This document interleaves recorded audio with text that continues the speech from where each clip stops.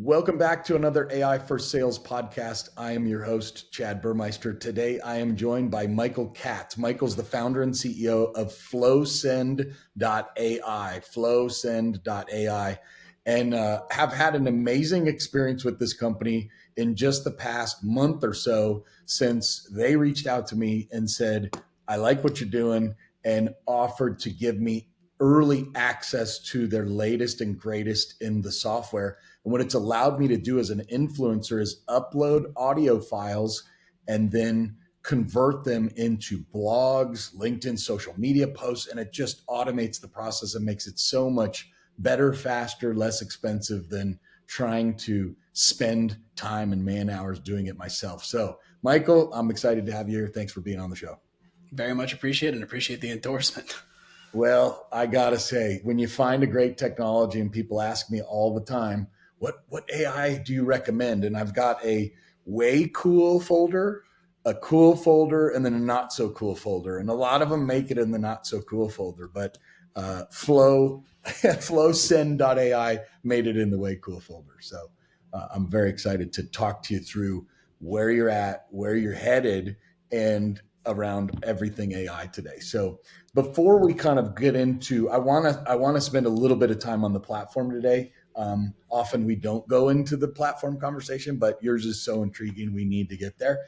But going at a 30,000 foot level, Michael, how do you see AI transforming the customer experience, right? Because they're interacting with all of this information. What's changed in the customer's eyes? Well, speaking from someone who's worked deeply in the customer experience space before, I think, the number one thing that I'm most frustrated with as a customer in general, whether I'm buying a B2B product or a B2C product, is like personalization. You get a lot of bullshit. And I think we've all had that over the past bunch of years where something seems extremely generic. And then you have the other thing, which, I'm getting all these cold outbound all the time and they're kind of crappy half the time. And you're like, there's a weird uncanny valley where I'd rather you not even do that. And that's existed for a long time. And still exists today, to be clear. But I think, we went through this era in the 2010s of the G2 crowdification of it all, from a buying perspective of I can investigate things on my own more, and 90% of customer research is done before they even pick up the phone. And so I think, that's only gotten even more powerful with AI, where I can actually kind of really collate a lot of data on what I need to purchase in the first place. And then even from like a help perspective where I want to collate stuff long-term and I want to understand how I can get help on something. And so you have to take so much more into account around what you need to give the customer to be able to do autonomously and what they might have access to when they're buying something in the first place, when they're a prospect, to how you can actually automate things in your product to serve them better through AI tools. And so, I don't know. It's like almost immeasurable changes at this point. And then even when you level it up to like marketing and customer stuff, how are you optimizing to get into AI solutions? When people are recommending your software, to your point, not everyone has the way cool, not cool folder, Chad recommendation engine. A lot of people are turning to the Chat GPTs, Claudes, et cetera, of the world of saying, hey, what kind of software should I buy for this use case? So it's very much changing things. Amazing.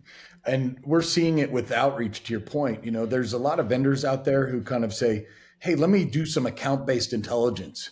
You should call Boeing. And it's like, yeah, we already have 18 opportunities with them. What's your point? And where the new world says, oh, you should call Michael at Boeing, who's the director of AI intelligence, business and analytics. And here's what you should say to Michael in a phone call and in an email that would have a higher likelihood of being responded to by a factor of 200 to 500%. And to me, that's where we're headed over the next 6 to 12 months. Instead of all these non-signals, oh, you're the CIO of ABC Co. We work with other CIOs. It needs to be so much more custom fit. You were at Snowflake last week. I saw that you spoke on the panel. You made a comment that was kind of amazing and lines up exactly with why I'm reaching out to you. And when you can automate that level of personalization at scale, that's when the world changes. And to your point about the customer experience, I want that. I want them to say, Chad, I saw you at Databricks in San Francisco. Well, amazing. The average expectation has gotten higher. So like the baseline of what you need to do anything is like so simple. And where we'll see differentiation is actually like in the absolute top 10 percentile or top 1 percentile of like, I'm actually actively doing this kind of research on a regular basis. And, uh, I think there's a difference of like asking an AI what someone might want in general versus actually deeply studying this person's role and what they might care about and actually synthesizing that through your own perspective a little bit of like refining your own personal algorithm by learning from other AI solutions too. So there's a whole aspect to that as well. Amazing. Talk to me about a success story. Let's focus on FlowSend on this question because you've been at this for a year and a half or so. You're rolling out new features all the time. Is there an influencer? And let's, there's entrepreneurs and then there's VPs at companies like Informatica. I have to assume you're working with everyone from an entrepreneur all the way to an influencer at a large tech company or others. Can you share a success story or two around how you've helped these folks? Yeah, I mean, like a good example of an early customer of ours and like an enterprise perspective, and I've only ever sold enterprise software. FlowSend is the first product I've ever built or really been a part of in a very long time that is in any way kind of prosumer, I guess I'd say, where it's like you can use it if you're a company and you can use it if you're just an average Joe. And we want to kind of keep those tiers separate. But, we had a large med device company, that I met with early on. And, they have all this content out there. And so they wanted to start with kind of their podcast and YouTube video series that they were, doing on a regular basis. And not only did FlowSend, of course, help them disseminate that information more broadly, but what they're targeting is actually an enterprise segment of medical professionals. And they need two things for that. Number one, they need to get the information out there and they want to repurpose that in creative ways so they can actually get more exposure from that core investment in their content. And then number two, they actually need to fact check a lot of the information too and cite a lot of the information. They have all these different things that they need to put out around that. And so we actually help them on both sides. And then additionally, one thing that we built that we don't even really sell, I guess I'd say actively, is enhanced transcription. So like probably the best transcription you'll ever see today. And, that needed to be highly accurate in terms of their technical terminology, et cetera, around what they were doing. And so that was really rewarding to be able to almost like serve this end-to-end stack of, we're going to help people actually sell more from a B2B perspective, get more consumer awareness as well around their products, and also serve some of these workflows in the back end that they're challenged with of like accuracy that they need across the board. And so that's one example. And then, we have, relationship coaches who have companies and they have millions of followers on Instagram and they're trying to better serve their community and, again, disseminate this information from what they're doing on a regular basis in their back catalog of information and knowledge. So, I think one thing that we've learned about the kind of sales and customer experience over time is you kind of need to be everywhere right now. And it's unfortunate and it's annoying sales teams, marketing teams. There were people saying you need to be doing more. Well, we kind of have some tools now where you can do that a little bit. And so even an example of like a media company that uses us, they have a ton of different shows, for example, and they wanted to start disseminating texts and newsletters to their audience. And they're charging based on that in some cases. And some of it is just like giving people more ways to engage with them. And so they started to create newsletters from all of their videos, from all of their audio. And that was yet another way to go engage the people who were already hearing them, listening to them. But yeah, I mean, I think in general, where we started from originally was we think kind of content is eating a lot of the space right now. I know that a lot of people have seen that in sales.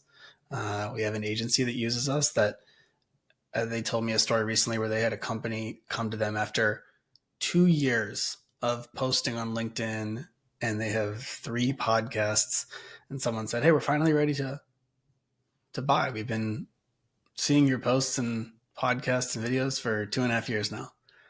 They had no idea who these people were. And that speaks to the power of what's going on right now, Chad, is, even someone like yourself who does command a large following, this stuff works in very weird ways. Yeah, I've had people approach me at the airport and say, "You're Chad Burmeister." And I haven't been on TV or anything like that. I'm just an internet guy. And it's because I'm consistent at putting out the podcast once every 2 weeks and then converting it into these kinds of things. So when I discovered FlowSend, I can vouch for the speed of conversion. You upload a 120 megabyte file of a lot of text with 5 different speakers, and it'll identify all the speakers in the room, and the quality of the text is off the charts. Dragon Breath, I would call that other company from the years ago. It just didn't have the quality. I think it's Dragon something or other. But I remember back in those days, it was like, wow, 80%. Then it went to like 82. And wow, we're really good. We're 92. It's like, imagine having a sentence with only 92% of the words being accurate. Yeah. Well, it would not and work for well. us, our whole thing around FlowSend in the first place was we've all received these like awkward personalized AI things, and they almost are worse than no personalization, to be honest, Mhm. Mhm. or like no AI. Just don't do it. That's I mean, again, I'm biased, but that's my own perspective. And we wanted to create a tool that was highly personalized that you could actually embed customizations. Like, here's things I like, and then here's like specific instructions. So it could kind of store your preferences, whatever kind of stuff you were putting in there, whether it was a podcast, a video, a webinar, a call recording, even just an informal video of you speaking. Of here's what I want to get out of these things, and here's the preferences that I have around what I want these outputs to sound like. And I see it. It works instantaneously when you put the guardrails in like that. What are some of the AI misconceptions that you are seeing as you talk to customers in the world? Any big misconceptions about AI that you see out there? Well, I think there's like two elements of it. It's like some people are super anti AI from like a quality perspective, like, oh, it can never do something as well as like, and you know what? That could be the case sometimes. I'm firmly pro human, but I think there's that side of people who have never actually taken the time or used a tool that can actually sound like you, right? And so they're saying, okay, well, this is so bad. I know exactly what AI sounds like. I know how to tell AI from not AI. And you know what? There are obvious ones out there, but it's like, no, if you actually take the time to make it an extension of yourself a little bit, or have a tool that can do that a lot faster, you can do something really, really effective. Um, so that's the side of the people who are negative. Then the people who are like, oh, AI is too good out there. I think there's plenty of that, and there will be certainly changes that go on, whether it's in the workforce or how companies operate. But I also, like I said, I'm very pro human. I think we are always going to need to give really effective guardrails, just like we do for an employee. You can have the best employee in the world and totally mismanage their skill set and talents and Mm. make them highly, highly ineffective or dull their impact. The same goes for AI. People who are very effective at managing these workflows, managing these tools, understanding how to communicate, are going to be 10x more effective. Man, Chris Wright is the founder and CEO of the AI Trust Council, and he's been calling out the word you just used, pro-human. And it's interesting that humanity will kind of need to take a stand here in the coming years because the AI could run away with the show if not managed properly. And so I think that's a very cool thing that you bring up because I've only started to hear that in the last 6 or 8 months or so. And it's pretty important. So, leaning into the next question around balancing automation with personalization, we kind of hit on it a little. Take me one level deeper. How do you balance that personalization? You mentioned setting the guardrails. One example, when we're working with this person, Susan, on her book using FlowSend, and when we we're going to upload a book that's 150 pages that she wrote in her voice and all the blogs, not all, but at least a handful. And then the AI will gather understanding of the types of words, how long are her sentences, those kinds of things. So that's obviously some of the training data that you can do. But how do you look to balance automation with personalization? Yeah, I mean, look, I think where we started and where we focused to date is starting with quote unquote original content. And I think my view of what original content means is worth expanding on, which is, the reason we love voice, the reason we love audio, video, whatever that might be, it doesn't need to be a formal something you've released, is audio video is a little more personal and informal and original. It's more likely to be original. We've all read like a super AI sounding generated blog in today's evolving landscape of sales. It just sounds bad. And again, I'm not anti it per se as much as I am just like pro original perspective and content. And that will be a huge advantage for people in the future. And so it's more likely that if you upload an audio video file, it's going to be something kind of original or sounding a little bit more unique. And so then it's how do you create systems, personalized systems and automations based on that original piece of content or that original workflow. Right. And so that's where we believe in starting from. Now, okay, you might say to me, Michael, I'm not someone who has content today to run through a system like this. Sure. This is a reason, actually, one of my main uses of just like AI in my personal life when I interact with these different chat interfaces is I try to use as much voice recording as possible of me just kind of talking to the computer, however awkward that is, and giving almost too much context, because then it's more likely to, number one, better understand my full context, but also be a little bit more original, whether I'm saying something or whatever it is that I need, and less likely to get a super generic answer that doesn't suit me. And so I think that is kind of quite important, is like giving that kind of personal context. And it's one of the reasons that, of course, I think so many companies out there in the sales side are doing, run all your calls through this kind of AI. And I think there is going to be a ton of power in that in the future, because again, it's starting with like original verbose content and then developing out automations from that. Whereas if you just say something like generate a personal sales email for me based on my offer, it's just not going to sound that good sometimes.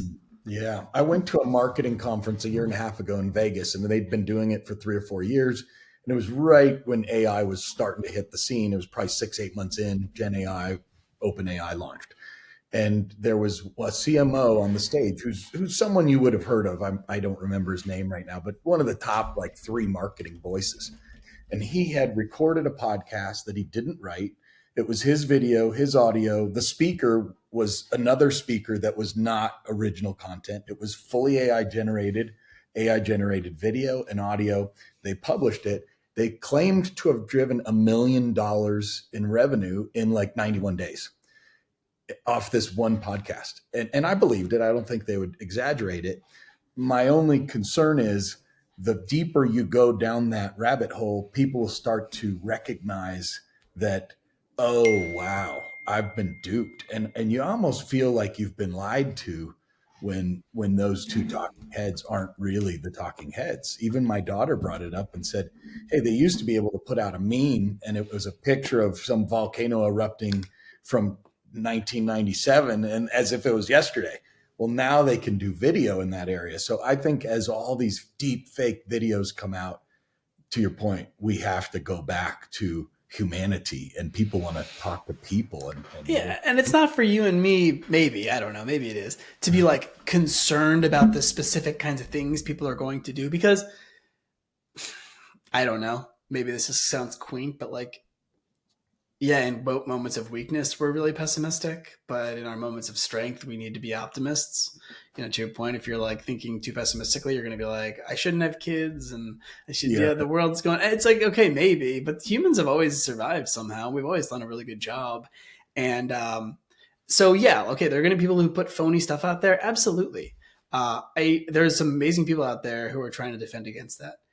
Let's lean into humanity a bit more and try to be optimistic about how we can influence these tools and the way we use them, and align to our values as well, which like that's pretty important to me, is being like, how do we extend people's impact as opposed to being like, oh yeah, let's just like be really lazy and replace everything we're doing.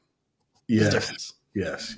It puts more pressure on people, humans, to be more human. And that's the silver lining, I think, in all of it, is how do we become better communicators? Well, I saw an interesting like clip of some kind of podcast interview recently with an author, and he was talking about how he still likes to read books because learning for him isn't just about like reading little summaries or something.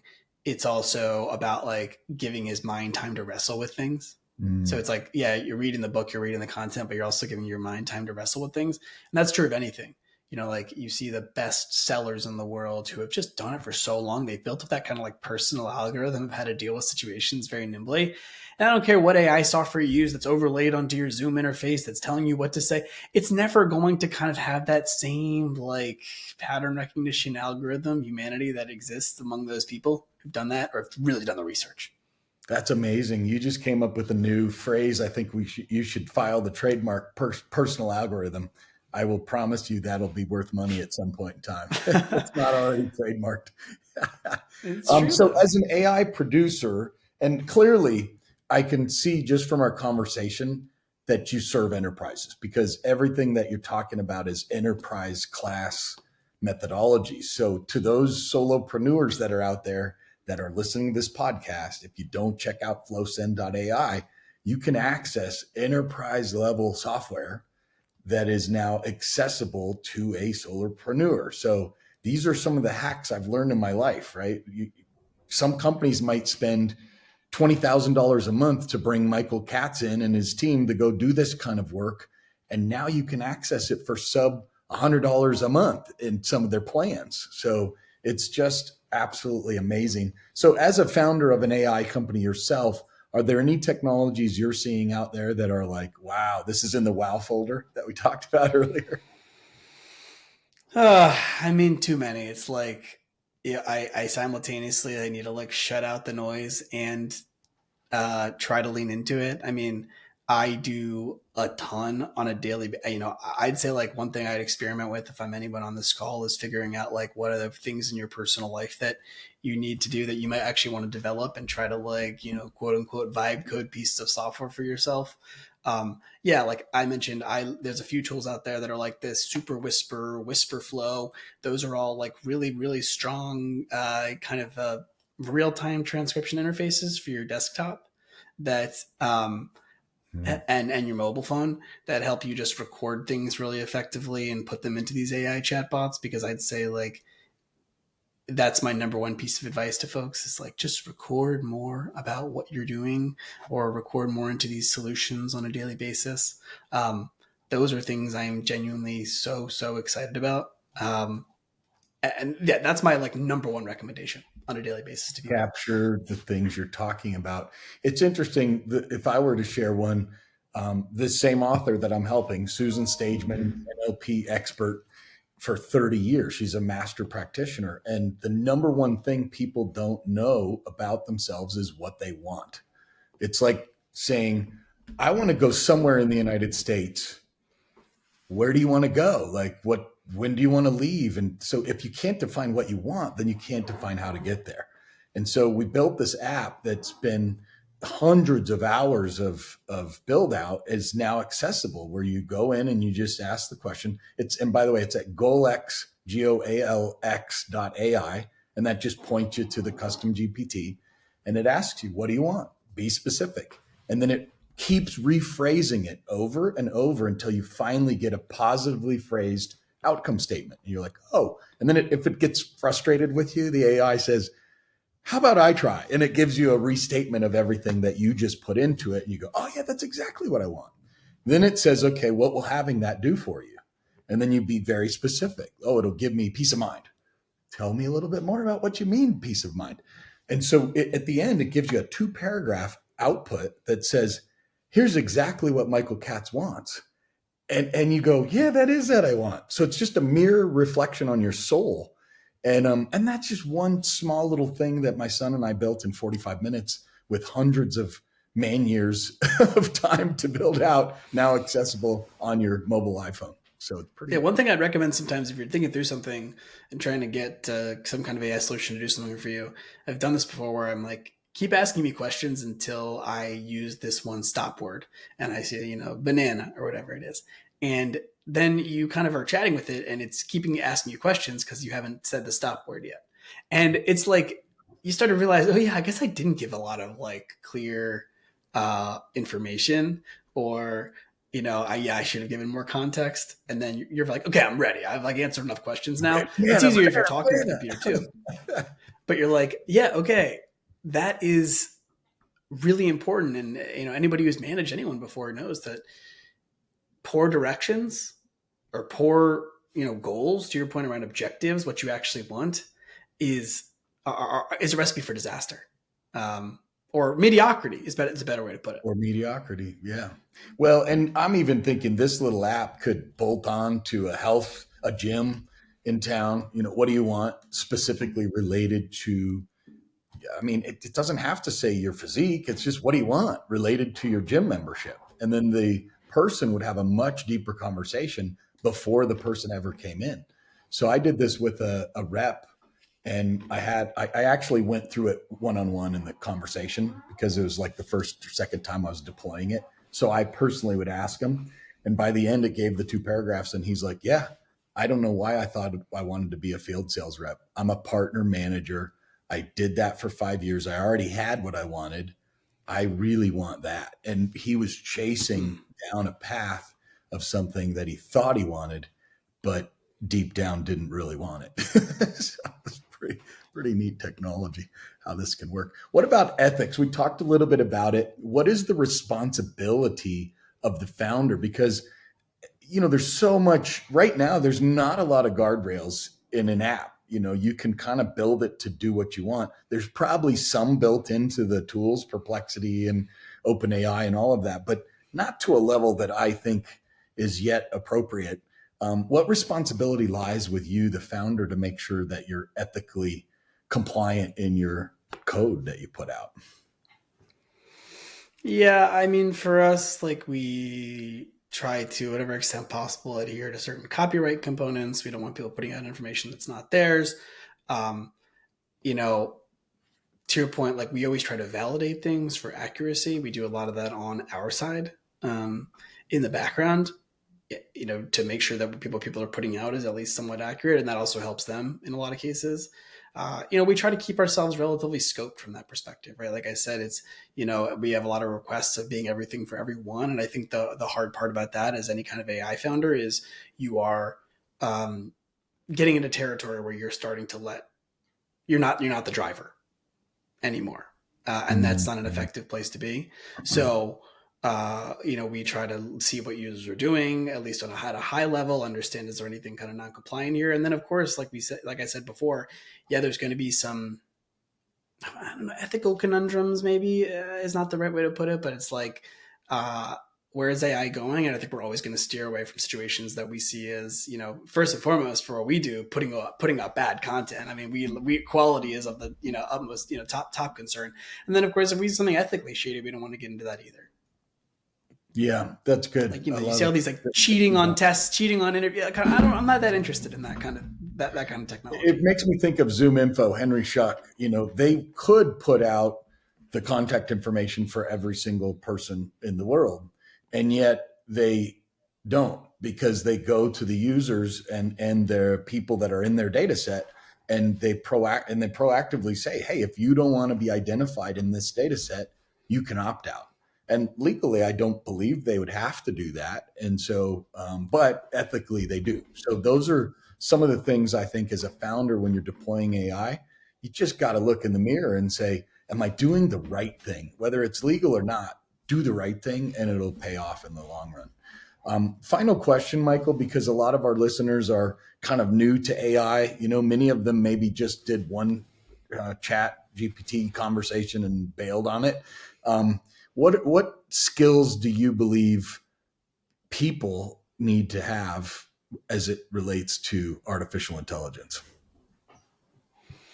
I mean, the first and foremost is like I said, there's a prompting aspect to it, and people overrate the difficulty in that. There are, of course, tips and tricks that you can look up, and I would definitely try to look at any kind of like general review of, oh yeah, here's how to more effectively prompt to get what you want.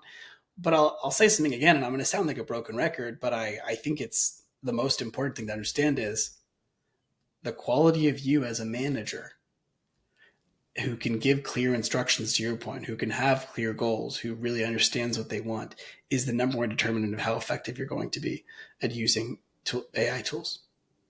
You can have a worse model and be more effective at giving it context around what it is that you want from it. And you're going to get a significantly better response. And the same goes for humans. I can have a bad employee who I give really good instructions to and I drive them harder, or I can have, and they're all going to work equally hard for you, or I can have a really good employee who I just let languish and don't really help them understand what it is that I want from them.